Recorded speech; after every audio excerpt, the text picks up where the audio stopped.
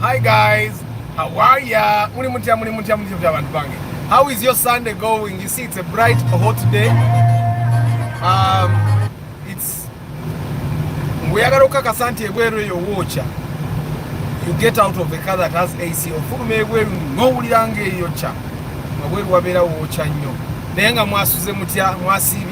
Today is a Sunday. I hope you guys were able to go to church. Me, I've not been able to do any of my weekend activities. I'm actually lucky that on Friday I was able to go to the gym. So I think tomorrow, after the inspection tomorrow, maybe I can. I don't think I will, but I hope I can get like an hour to go to the gym because they are addicted. Whatever, I put the AC on automatic, but it hasn't been able to reduce the fan. You know what that means? That means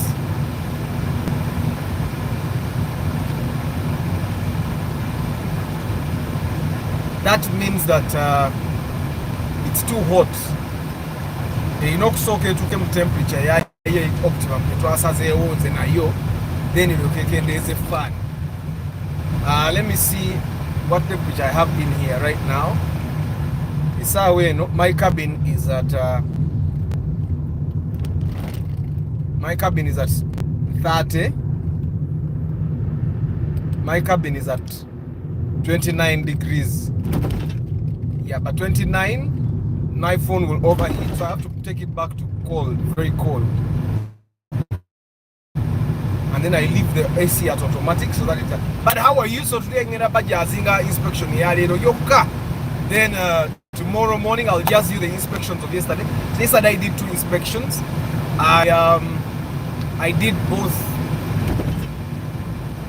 I did the Mark X. I did what car was that? The Spacio. And then tomorrow I'll be telling you why I think that Spacio is the worst buy we have had this year.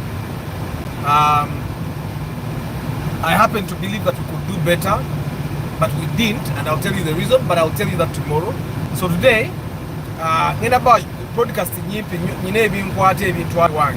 so I want to go and finish, but we're going to drive along as I share about today's inspection, and then you guys can also converse with me, and then we continue. So today we have bought a Vitz RS, the first generation. I think it's a 2001 model. We have bought it 11.5 million shillings. And it's, yeah, I'm going to share the pictures a little bit later. Yeah, because in Batute service, but then because I had plenty of work to do at home, so I want to go. And finish that. So, but I'm going to be telling you all about that.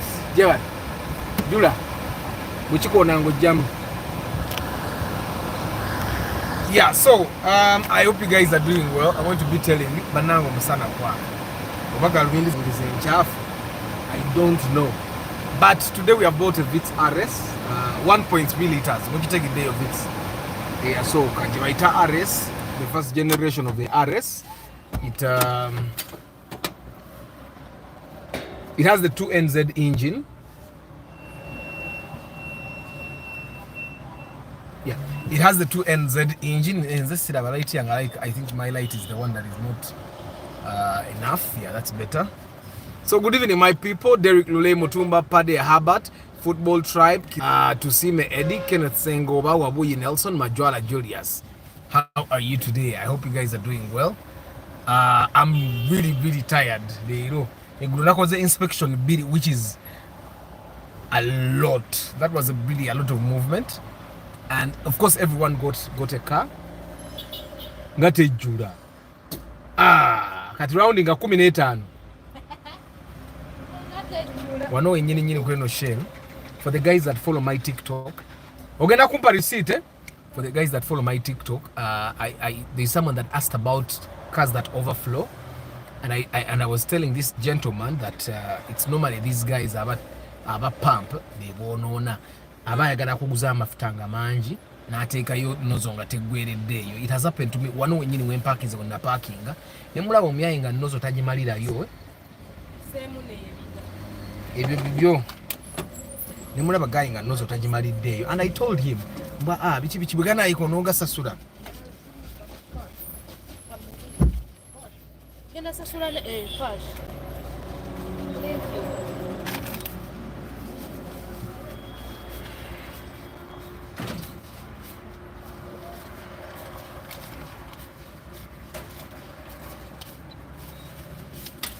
Mbaraka sente kusasula mafuta mutwalo saagala gaba sente nyingi kati ngenda kabala kamukamu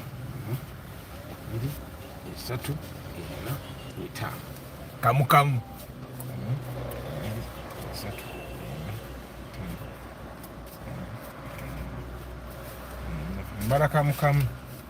mbala kamukamu niwa so kubale nkongeddeyo ebiri.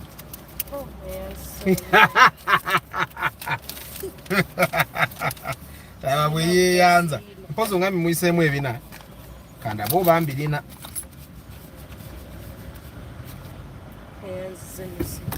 Kale. So guys, let me jazz you.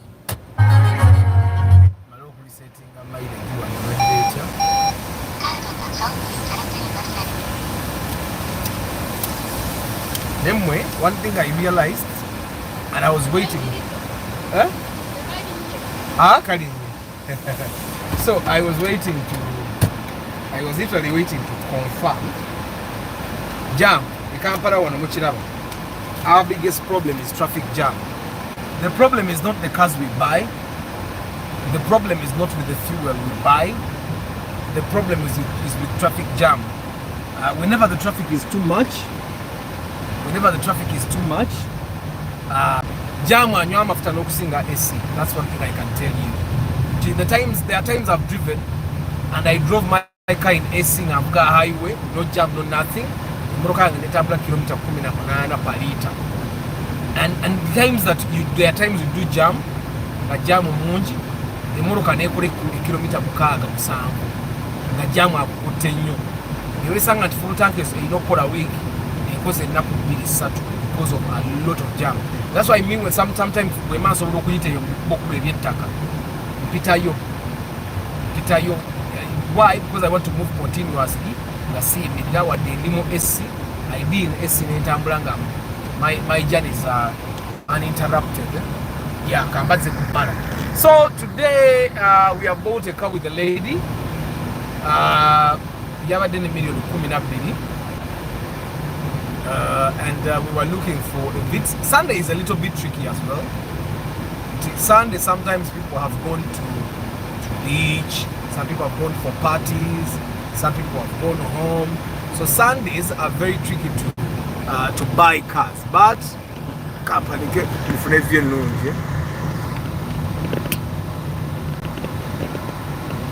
but this lady literally has only a Sunday.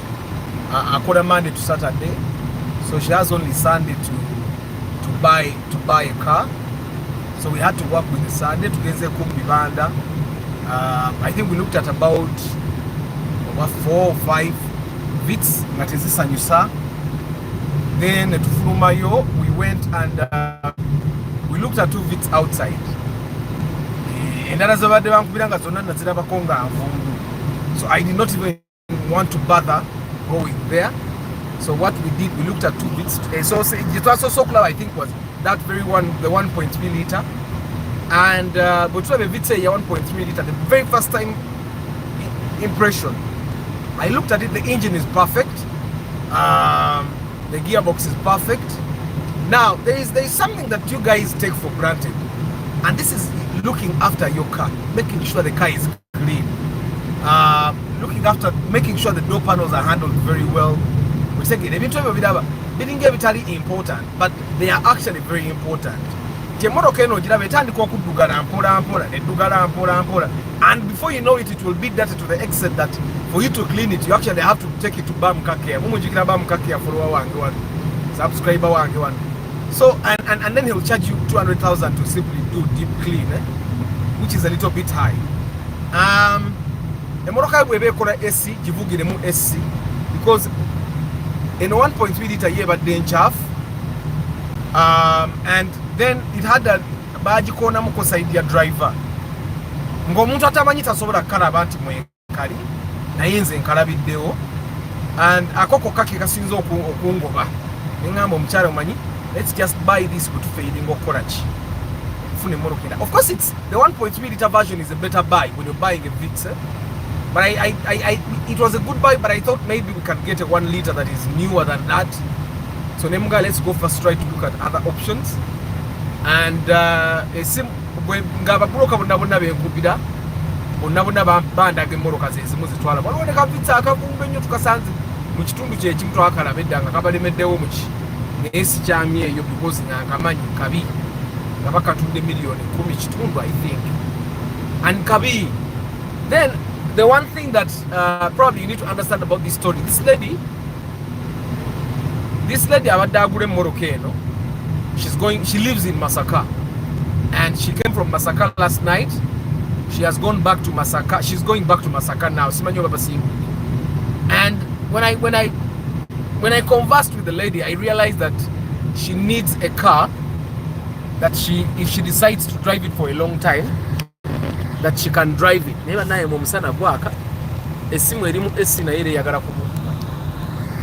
So I realized that she needs a car that she can drive, even if she decides to drive it for 5 years, that she can drive. And the best option is basically you getting a 1.3 liter car, and that's pretty much why I zeroed down on that car.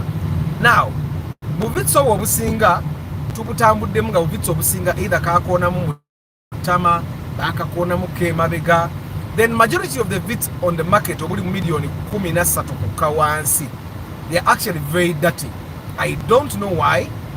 Okitegeera ezisinga nchafu bantu tebayonja moroka, abantu tebavuga SC, okitegeera, and it's it's not a very good thing. So we drove with the 1.3 kubanda badenze njigobye netugenda ntulabakayo ka 1 liter Vitz ngira nyine kakaramule million abana mu 12 kitundu.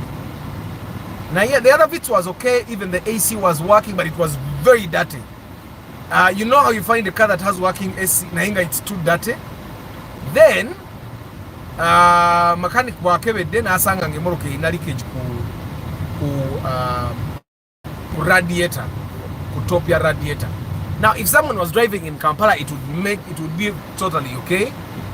Mujikola leakage nasigala nga avuga Kampala nala boba temuletire ngoziri nitemusumbuwe.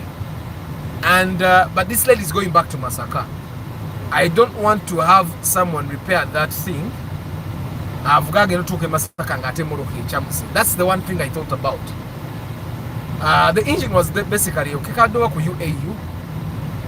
The interior was not clean at all for a car that has AC. I'm still wondering, guys, if you're driving a car in AC, vuga AC at all times. Okay, whenever you can. Vuga AC.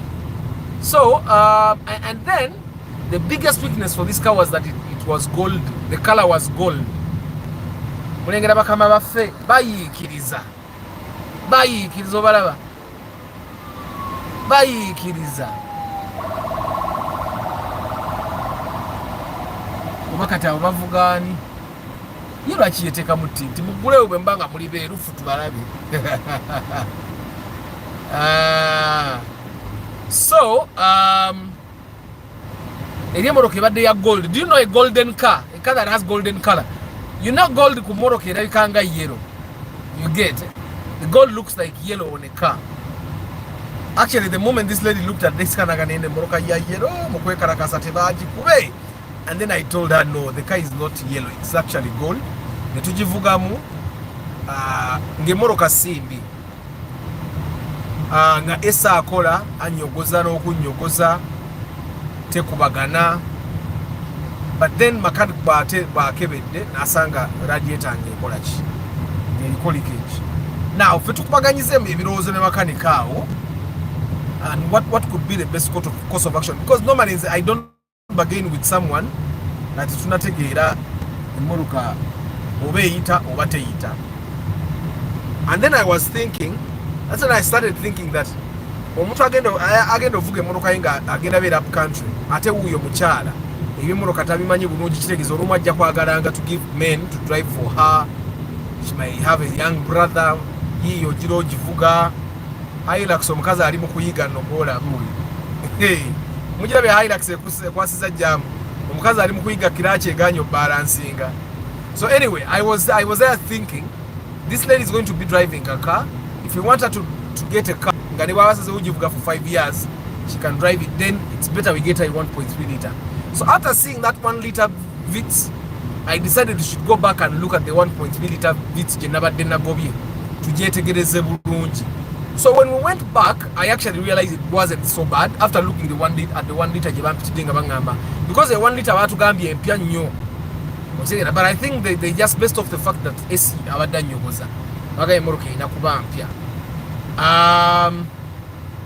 Kale kanteekeko ku 25 nekererewa AC akendeere katugendere awo engeri gye tukendeza n'okutunula mu musana. Naye nga how are you guys, how are you doing? Antonio oli otya nakamanya nabimanya Kevin, sorry, nabimanya Kevin. Kamanyire Peter, how are you? Arthur, please, when are you going to talk about the Uber business? But I've been talking about the Uber business, Peter, for a very long time. I even have a broadcast that was totally totally talking about just that. So you can just go through my videos on Zirabe and you will see. But if you have a question, you can ask the question directly, because I may not do a broadcast that specifically is on that. The guys that have been watching my live broadcasts will definitely tell you that I talk about that every day.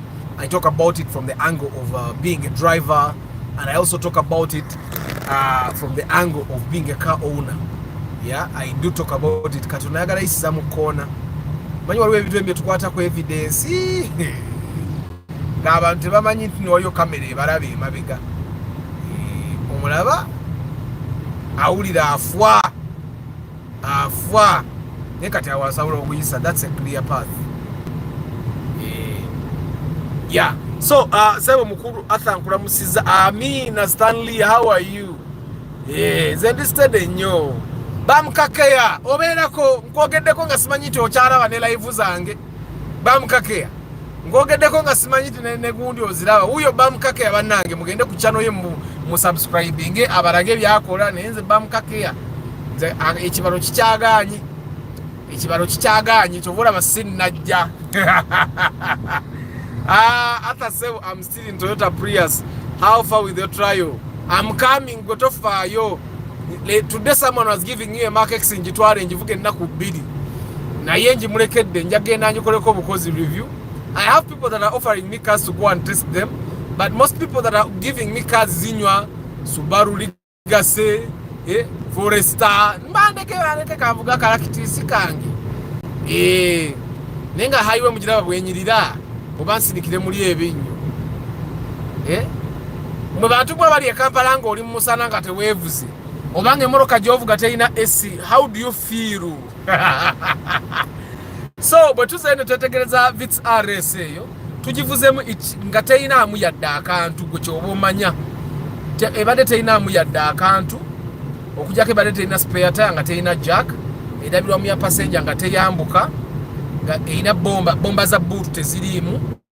So those are the things that she has to do. N'engombe bagenda gizaako engombe oli yali yagikutulako nga yakissa mu mmotoka munda.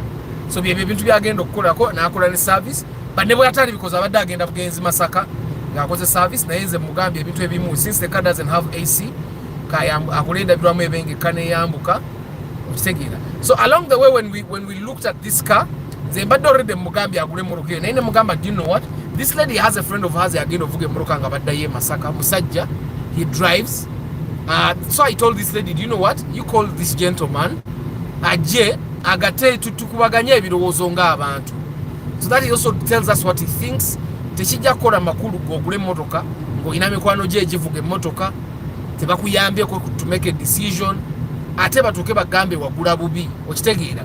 So tubadde awo omwami abadde oba sayidize ekasubi, so we called the gentleman ne mugambamu options ne mugamba naye but you know what, you come jangu olabe naawe ku mmotoka tusalewo nga munno omusiimiddeko aleme kuba engeri gyali mukyala abakyala bamanyi obakola ki obawunza nga jangu. So the gentleman came and everything checked out. Nanyini abadde alemedde million 12 mbuza ayagala nemugamba ngenda kuwa million 10 neyekyanga naye nga nkwe million 11 n'avuga emmoroka ye n'agenda n'atulekawo mbu yekyanze.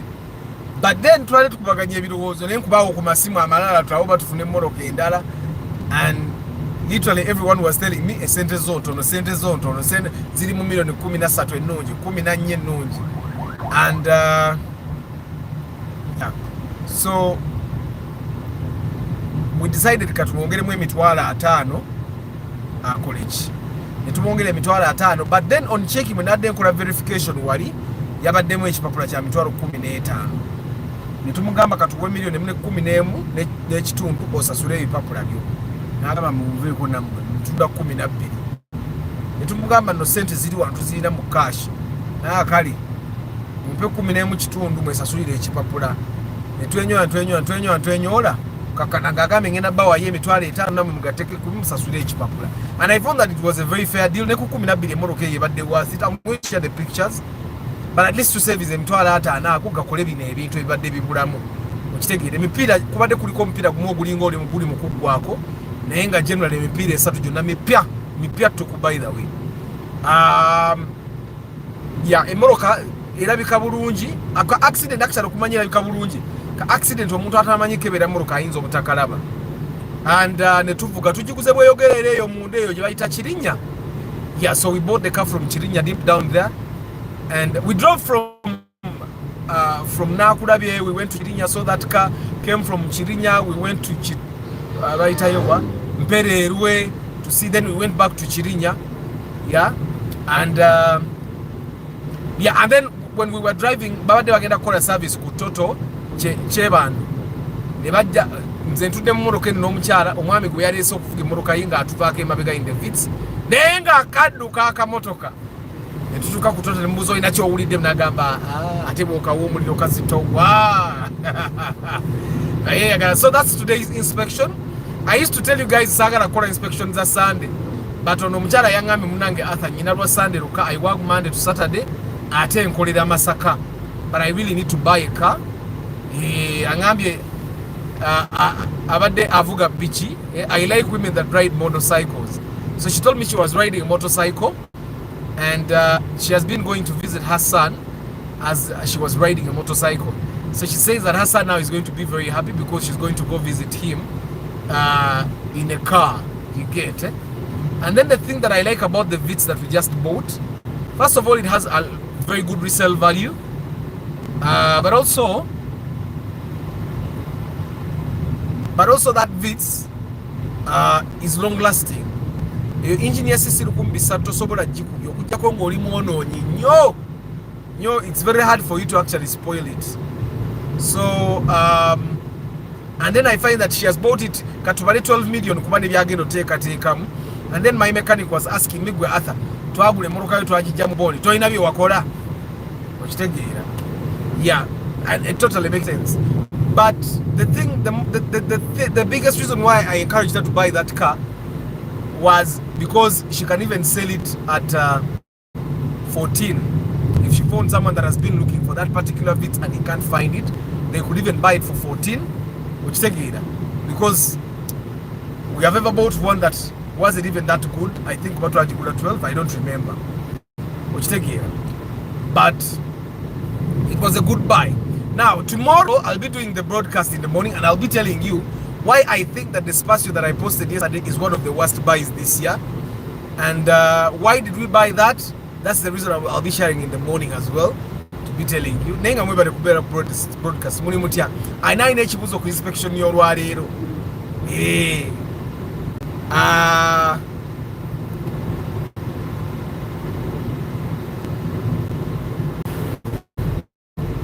Bamukake aleka lero lwabadde kubeerako.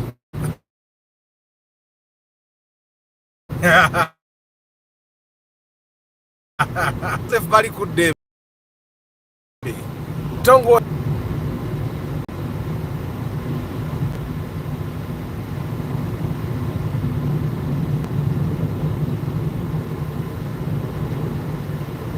Wakawanyirira kaguleni ko mukalaba bannange. Mpuli avukala kwa avuka mujja kwekwasa musimanyi ya wangu la si afuga simanya bikoze oba mubijjawa kwani akugamba nti ya wangu la si afuga ya wangu la yafuga. Ne anange home is home. Zataka zizenda abantu abave Bulaya eyo nga mwagala kudda Kampala, sijja kuva Kampala nganye ngenda kusigala yo kantetenkanye Kampala barogo be balinzi je Kampala ngamba kangedeke Mombasa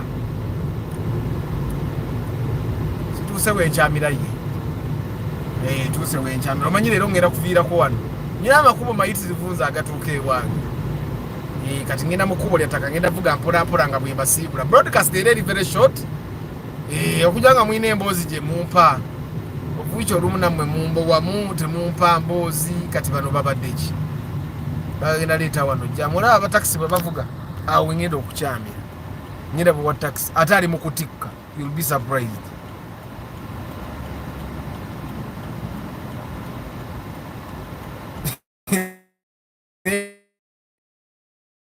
Eno walole naye mugwagwa.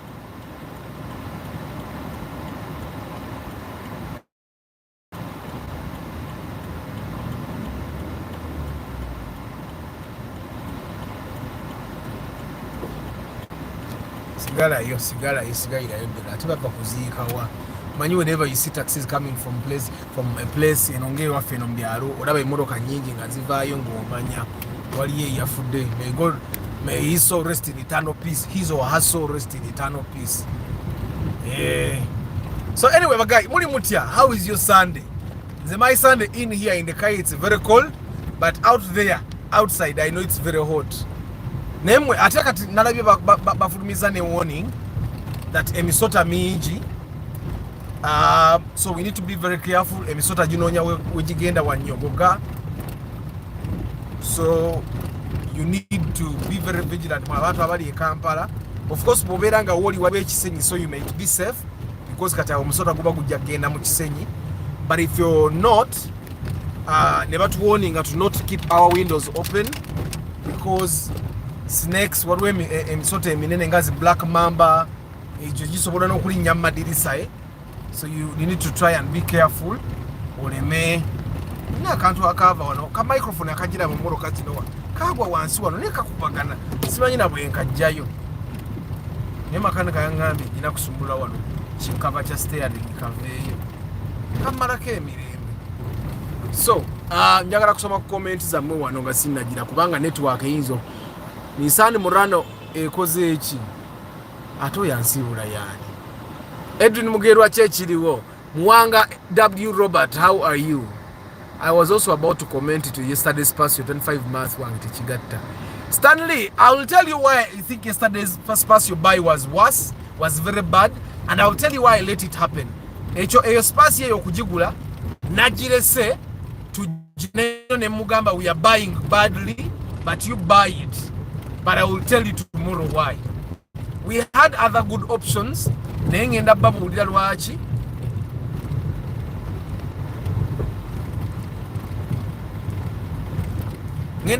lwaki namulesa agule space yeyo even when I knew it wasn't the best buy. Okitegeera. And then probably you will be learning a thing or two, especially the guys that are going to buy cars in the next couple of weeks or couple of months. But because of the sun, I don't know if you will get to see. But it's a very nice building. One of these days, tunabanga we avana kuleta bulita like ali mukuyua slab. Si buliti. Ava kuleta ambao. Arthur, even us who want to buy is a 7 million. Nze kastonsa sula muwanga. Me as long as you pay my 450, nze katona yako le chintu kimusizimba mutima. Nze kastompa emtojanga na mu 5. All you need to do is make sure that you have the right budget for the right car. Toba na million musamba ate nonya spacio new model. Mombasa na yo masavu. Si camera we buzibu omusana mungi Joan. But I can kusimula the camera no laba. Eriwa yo.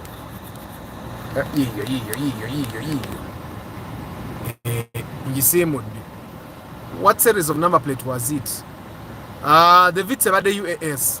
After the Ractis new shape, I think is not worth it. It looks smaller than the one you are driving.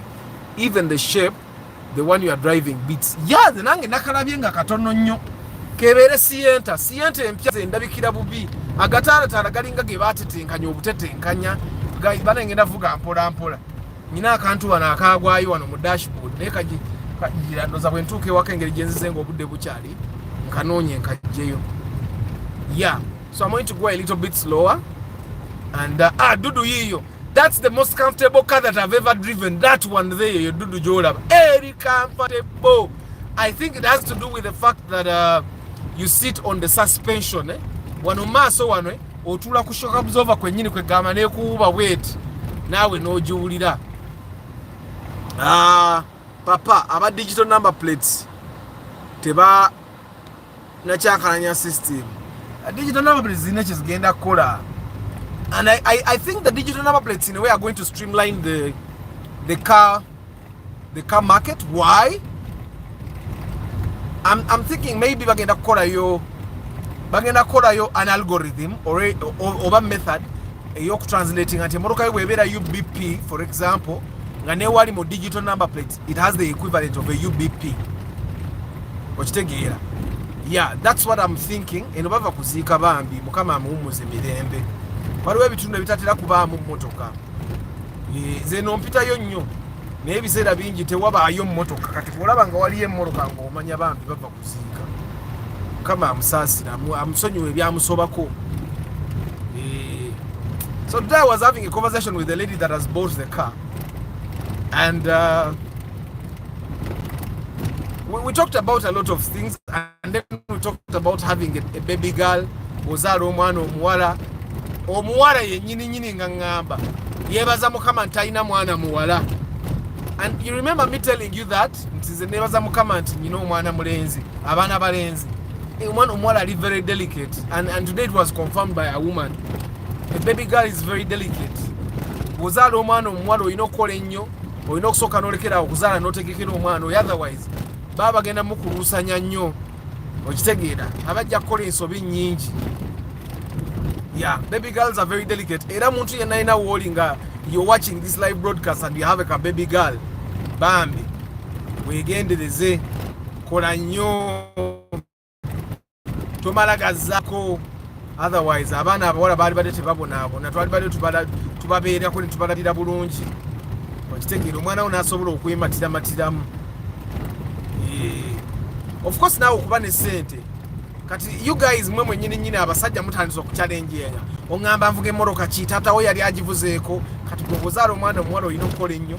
Obeere ne moroka ze banachallenginga zaana challenginga aba boyfriend be okubanga bavuga. Okitegeera. Abaana abawala mutandise n'obachallenginga mubabuuza.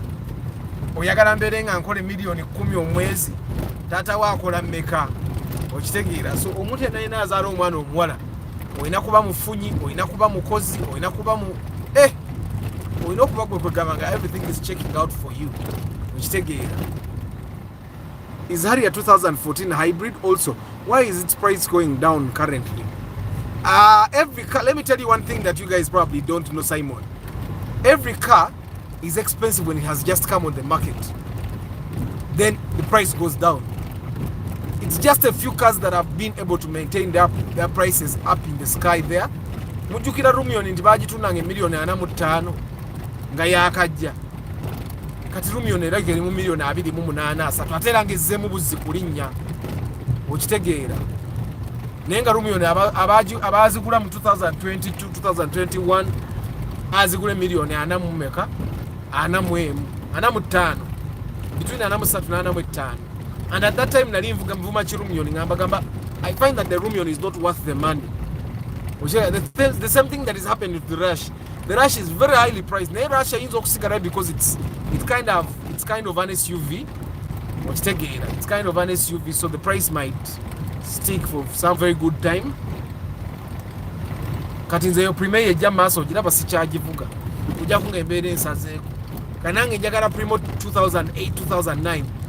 It has the shape that is worth the money that they sell it. Like yo Primo tuyiseeko bayinza ogigamba miliyoni 2. Nenga ate ku miliyoni nga 28 you can get a 2008 model. Ngeyina mu UB series, UBG, UBH, okitegeera. So ogenda okwesanga nga aguze the 2008 model 28 abasinga. Because the 2008 model jogula 28 ochaso olugitunda 28. Nenga ate yo Primo I think that's like the 2004 babadde bambi bava ku Vitz banange mukamaso. Wano waliwo akasomero bava ku Vitz. Naye nga ate ndaba waliyo n'emikola emirala around. No. There are like 2 schools in this area. So it's possible to have for Vitz. Hey, no weekend ya Vitz. Yesterday I saw Nabisunsa had a Vitz. Kujinja road nga jamu muyitirivu naye era bava kuziika wali abava okuziika bambi baabo mbalaba abagomesi. Bana abantu abambala gomesi tebamala gagiragira wali abava okuziika mukama era mumpoze mirembe badde mutuufu. Mwebagayi mulaba nti eno wakyaliyo ettaka. Eno wakyaliyo ettaka basajja bannange. Mugire mugule ettaka wano wendi bayitawo migadde. Wano wendi bayitawo migadde. For the guys that don't know. And wakyaliyo ettaka eno. Ate n'okumanya walungi amasanyalaze gaago gyegali mazzi gyemanya agataliiyo. But ennaku zino tetukyamenya n'amazzi. Osima oba n'ogula tanka n'olembeka. Olembeka amazzi if you have like a 10k liter tank kitegeeza 10k liter esobola okukolera emyezi ng'ena ng'ate ne toyizo z'amazzi. Kubanga 10,000 liters is a lot of water. Mubamu ebidomola bimeka singa emitwalo 2. That's a lot of water. Ate nga Uganda one it's very hard for it to take 4 months ng'enkuba tekoze eki ng'enkuba tetonnye. Arthur, thank you for the good work. Kasubayo 2010 model kali katya. 2010 si yali jeto. Twabula 2012 I think. Beera ne miliyoni nga 25 26. Jaggifunanga ate eri mu namba nnungi nnyo nga n'obulungi nnungi nnyo. Okitegeera. JK kyekiriwo jekobula nnyo. Emirimu gikutwala tokyagitwala. Arthur 16 valve engine empya zikyaliyo. Yes gyeziri. Gwe buli engine kasiteba ngeri mu moroka gye walola beekowa ne Kampala bakyazirina. Okitegeera. Is that the road that takes you to Granati? Gaitana ate lino ddala.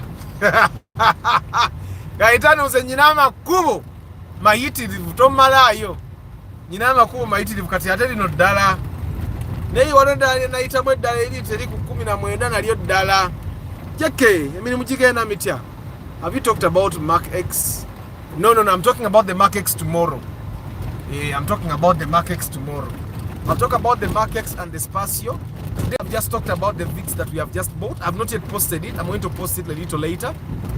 Kamaro broadcast, then I post for you the Vitz. Tujiguze ku n'ekitundu. Ne bakola endabirwamu ya side ya passenger badde teyambuka. Bagenda gula n'obubomba bwa boot. And I think kyekyo n'okusibako engombe badde yavaako. That's all they are going to work on today. Ne wano baddewo video I think. Neyo nalo essomero. Nemo amasomero gali eno. You guys, do you remember Joker's Hotel? Who knows Joker's Hotel where yogere? Mukimanyi nti Joker's Hotel we yali kati waliwo ssomero. Hotel yavaawo. Hotel yavaawo dda. Kati olaba bw'ogula eno ettaka lwakuba simanyi gana amazzi agava eno waggulu oba gabayisa batya. Aha, kambalage nze nabagambye ploti gyeziri.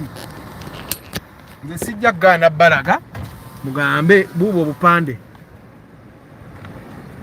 Ettaka balitunda n'eri ennyumba eya red ogirengera erina ebbaati ya red nayo bagitunda erabika ebulako finishing n'amadirisa mwegali. Ate munagamba mbu Arthur tatwagaliza. Nze mbalazi mwe mumanyi nti mulimpa. Esimu ya Samsung etandise okubuguma Mukama Katonda.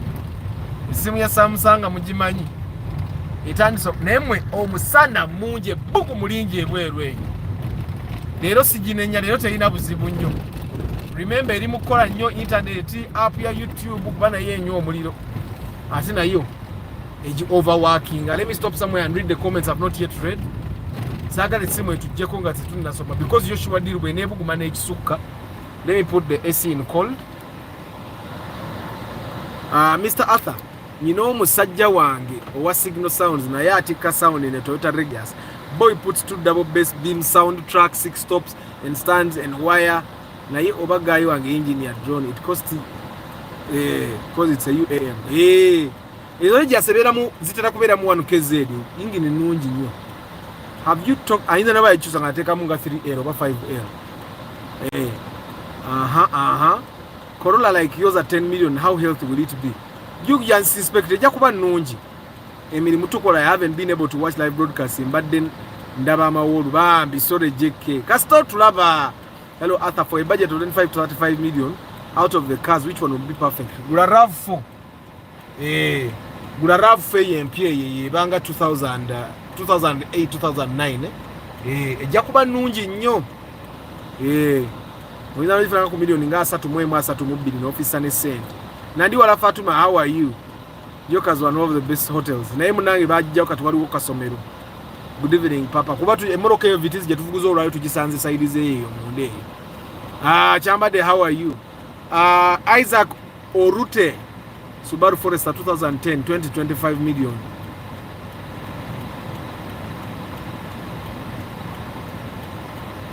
Zam makeup ploti. Simanyi Joseph. Zenange ndabe kapande kuba jukira mbadde mbaga nti ploti bakyazise. Akapande nakonekeraga naye ngeno wakyali ya amataka. Naye kati wano wetuli wane yinza okuba plotting eri million nga 3. Kuba it's not even 2 kilometers from the main road. Naye no wabeera dark kuba manyi okuyitayo ku makya olumwe. Wabeera dark makya kati ate wano wetutuuse. Teri yadde omuti gw'amasannyalaze kati no bugenda sika emiti oba emeka. Teri yadde omuti gw'amasannyalaze wetuli wano. Ate amasannyalaze gakoma wali eri ku ssomero. Naye guguli giije emiti mugirengedde. Giije emiti gy'amasannyalaze gikoma awo kati wano oba ogattako bugasi. Okitegeera.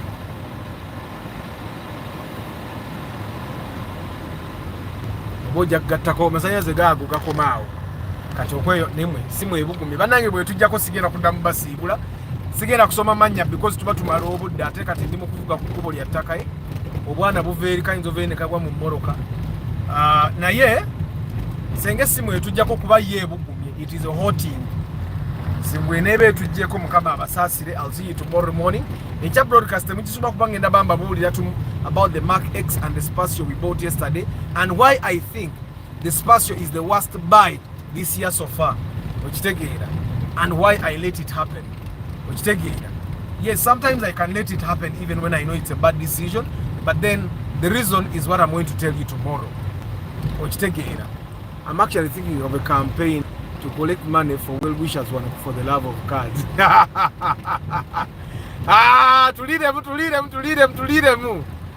Tulidemu abantu for the love of cards babala sente bagezi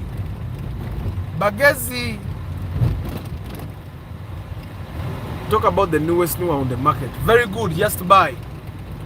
Just buy. Emotoka kati ate nazo zalinnye nno ddala.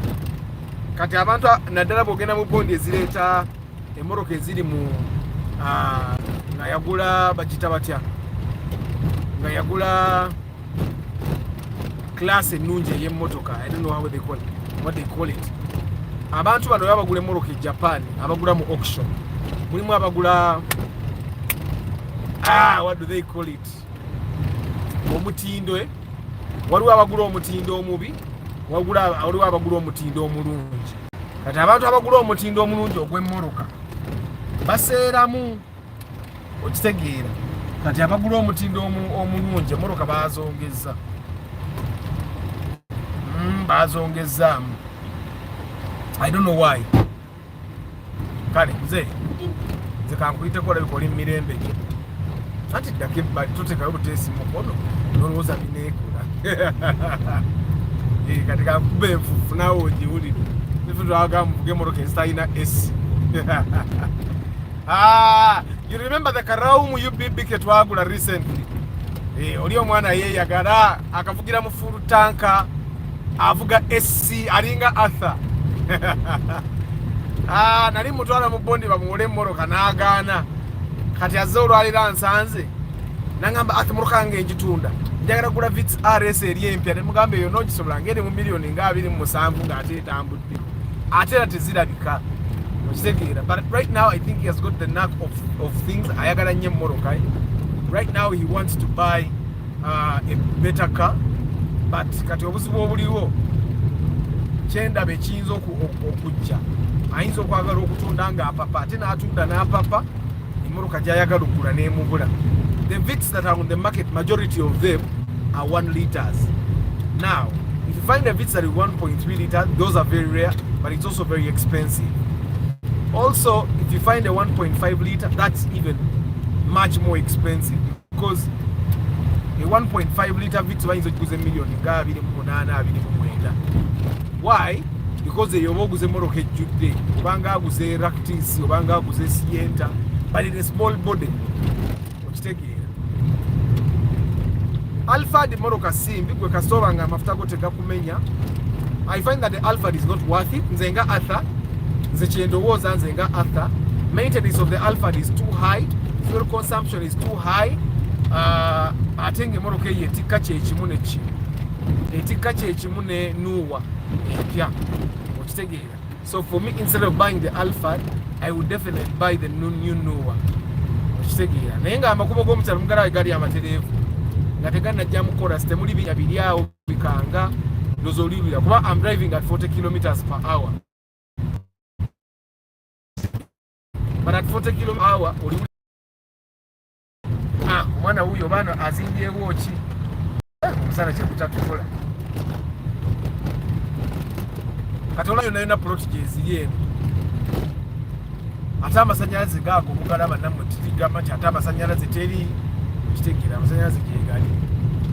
Yeah, so that today okujjako ng'olina ekibuuzo on the inspection today. Tuguze ka Vitz RS n'obwonawo tebukyalabika bannange era bagenda vuga bagenda Masaka. Kati kyemmanyi basimbudde nadda bagenze e Masaka. Stenson ogirabye linda kesimu looza temaze okulaga overheating. Esimu emaze okulaga overheating. Anytime now it's going to go off. Aloyo Joan kiki obuuza kyesitegedde?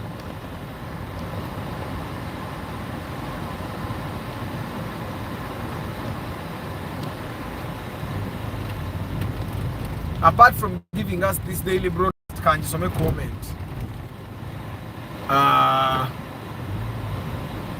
Ntao baba. Again.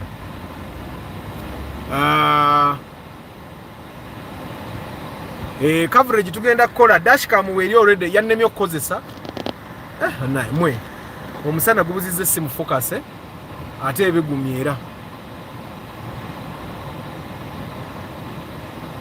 Great, thank you JK. Ana JK no kuntereza oluzungu.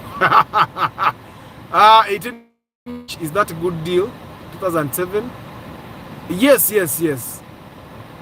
We get a tufune iPhone nsobola okugigula naye munnange abamu bangamba gula iPhone abalala bangamba togigula okitegeera naye nyinza ogulayo ka iPhone ngezese ne maama okwata akakadde akalala nkateeke mu simu. What do you guys think?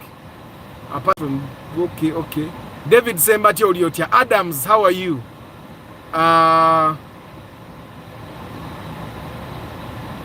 Arthur Mini Cooper, give us your 50 cents on the URA auction. Tomorrow's broadcast. Kale, I will. Amina Mototo Saidat. Joanaga, you talked of land. How much? Okay. Enojendi, it depends on where you are. Muntunuli lenge simu tena vako kubegenda kuvako. Enojendi, plots will run between 15. I think they can go up to 40 depending on where. They can actually go up to 90 million. Because kade poli yoku main road ka plot ka 5 kusukumi kaizo waka million inga chenda mu 5. Because they ku main road and then bogendo yingira nga zigenda lisala kati waliwo embalaze balinga ku 35. It's like 2 to 3 kilometers from the main road. And why it's like that? Because aundabye nga amasanyaze wo gaba gakomye mabegako kati waliwo ne nyumba ze batunda. Although people fear buying finished houses zibamu ebintu kuyinza okugula nyumba ng'ekireka aba you can buy a house ng'ekireka aba. Yeah, but this way land can run from 15, 16, paka you are going depending on where you buy. I think the thing that happens with land a little bit out of Kampala is that you get bigger pieces of land, and also you can end up buying in a place that is actually organized. Okusinga ogula muzi ghetto. Ghetto zibeera disorganized ebiseera ebisinga. Abantu bagula bu plot bwa 2 kwa 3. Actually kati ogula 2 kwa 3 alinza asinga. And I'm speaking from experience because I've ever had a plot of 20 by 40. And I'm telling you, it's no longer worth it. Abantu ebiseera ebisinga bagula bu plot akagula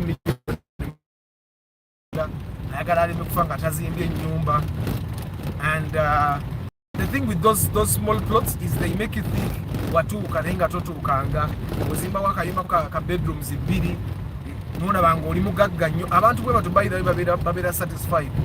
So me I would actually recommend kati nze nga mukulu wa mwabamu I've realized mwe bantu mwe abasinga mbasinga obukulu, because when I look at people that come to buy cars, people were born 2001, 99, 2005. Osegera, you guys muli bato. Osegera. So abasinga ndi mukulu wamwe. I would say kali namwe bensinga obukulu. Ate munnaba kuzimba kuba basinga ate kumu. Benenkana namwe na abakolaki benenkana namwe n'abansinga ko obukulu. Abasinga kumwe mwazimba zimba. Kati muyina naye abatannaba gula plot. It's better no gula a minimum of 50 by 100. That's a standard plot. That's a plot where you can put a house of like 50 by 50. Then you have a compound of like 50 by 50. You can park like 6 cars there. You can have parties there. Nekati bogulaka plot ka 2 kwana. Olokubo yagala kubeera kumpi n'ekibuga. Ojja kugulanga toyina ne moroka tejaayo. There is a time we were buying a car with someone and we were showing him cars that would be good and a little bit cheaper than what he wanted, and he was saying moroka tejaayo wange. And I've been in that situation before. You have a home, nenge moroka je wagula tosobola jiparkinga yo. So you actually have to find a place, ask someone to lend you their parking space, because here in a parking nene or parking enge ye moroka. So Zenga Arthur, I would definitely recommend that the minimum you should be buying should be the 50 by 100. Neka tata abasinga mwenga toina chikusindikiriza kuzimba wali kunganyiza kasende nogula like half an acre, because half an acre has about, I think it has about 3.5 over 4 plots or 50 by 100. That's big enough. Tusobola okusala ono wewako plot 2 awo nga zizo zigenda n'oziteeka mu apartments iba n'oziteeka mu business endala yonna you get yeah. So naatera okutuuka ewange by the way abaali balowooza nti wala nnyo I'm like a minute away from my home, but I won't show you. That's why I flicked it very fast. Hey, nenga kuchobomanya in my area plots are not that expensive. In my area kati zidanzo kuyingira 17, I think 17, depending on where you buy. Bokira keri emanga zingenda kati 15 naye kati fene wafa ababedde tuli fa ababedde tuli ababedde bekitundu obo yagala okugula amabedde ogula 17 kati okike atenga fe tuli mu kyalo, but it's a very organized environment. It's nested. Buli plot ya ine kubo okitegeera ekubo kasiri akuyiya because it's titled land takali abyapa kati ndi mukuddayo mbala okubaako byenkola byemmaliriza nga mwebale kubeera ku broadcast atera hour ya fairways because it's 58 minutes. So let me park somewhere and read your names because it's simutevudeke wozem going to park somewhere and read your names. Tomorrow during the broadcast I'm going to be telling you about this Spasio. I'm going to be telling you about the Mark X we bought yesterday as well, and I'll be telling you why I know, I don't even think this, I know that the Spasio is the worst buy so far this year, and I'll be telling you why I think so. I'll also be telling you why I let it happen, because they say so I'll be telling you that story. So, and I'm also going to be telling you why I don't think the Spasio new model is worth the money anymore. For the guys that have been wanting to buy, because I realize if I don't talk about it, you guys are going to keep buying the Dan car, and it's not worth the money. Someone needs to talk about it. It's definitely not worth the money. But let me park here. Mbasibule, mbutongole. Kati oba oli omuntu nga osobola okuparking emmoroka nga nzera nkolanga abasajja ba secret service bali avuga emmoroka z'aba US presidents. Ogiraba najijjayo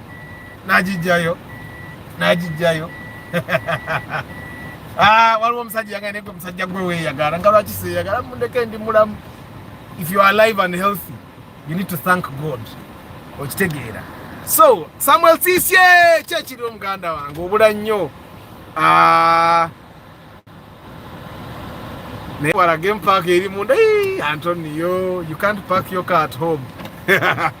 Nze nali nga mbere kasanga ati naye nga bumoroka buno obutono bu Vitz buki obuparkingawo naye moroka ennene naye Mark tumusota yayite nga bweyingira tevaayo nga wawetera okuyingirayo lutalo. Gula S22 Ultra, it's very good. S20 techamuka. After fundraising for iPhone, fundraising for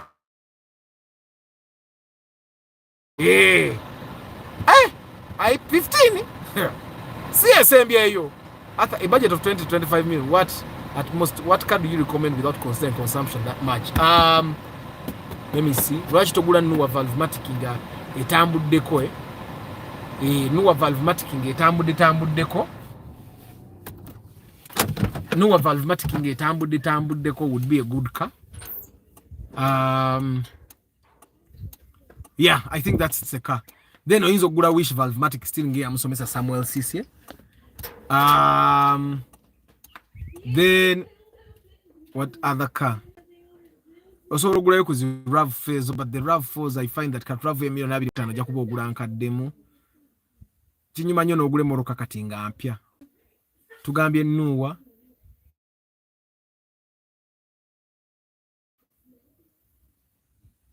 osobola ofuna Mark X nga almost new. But it depends on what you prefer. 2,500 kawundo oba ofuna nga BA oba tofuna akale mpya nnyo let me see. Fielder by the way. Do I? Njise nze nanze na tukiyita kuyiika njise. Amina Mudope Joshua bana ikansoma amanyamba sibule ngende mbeko byenkwasaganya kuba kati kinyambye. Derek Lule Mutumba Pade Habart Football Tribe Kisa Mashadrak Lucky Brint Kalibara Joseph Osipa Nkunda Tusime Eddie Kenneth Sengoba Wabuyi Nelson Majwala Julius Nabimanya Kevin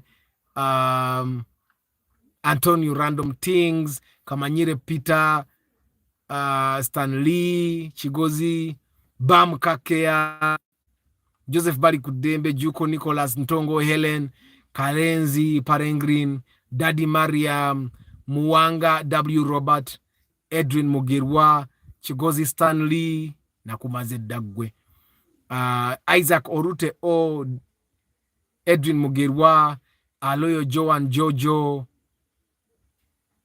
Simon Ngozi, Chigozi Agame, but other part, apart from the small center, small, there is a bigger new center which looks like the new Ipsum inside. That's the one that looks bad. I don't like. Edwin Change, comment bambi njirabirate. Arthur, nino msajja wange. Mutegedo yo nagisomye. White Walker, Joseph Bali Kudembe namumaze JK, Engineer MK. Engineer MK tulina okwebuuza oli engineer oba engineer. Bernard Odongo. Nakumaze nandi wala Fatuma Chama de Hannington. Senawulia Edwin, Eddie Pro. Hello Arthur, Emoroke Mpienyu. Ojiwulira Eddie Pro. Chairman Zach.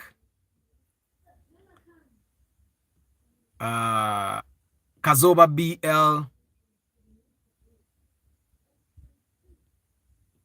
David Sembatia Adams, Aloyo Joan Jojo. Mutoto Saidat, Bika Gaetano, first round by Samuel Sisye. Chibina 5 million is good. Yeah, 5 million is good budget. It won't be the best, but it will be moving. How is progress car? Leave it, Nelly Shine. Don't buy progress. But guys, thank you very much for being part of the broadcast. Even the guys Awari Mukamori, I don't take you for granted. Thank you very much. Don't forget to be part of tomorrow's broadcast. I'll be talking about the Spazio and Markex we bought yesterday and why I think the Spazio is the worst buy this year so far. Why it happened and why I let it happen.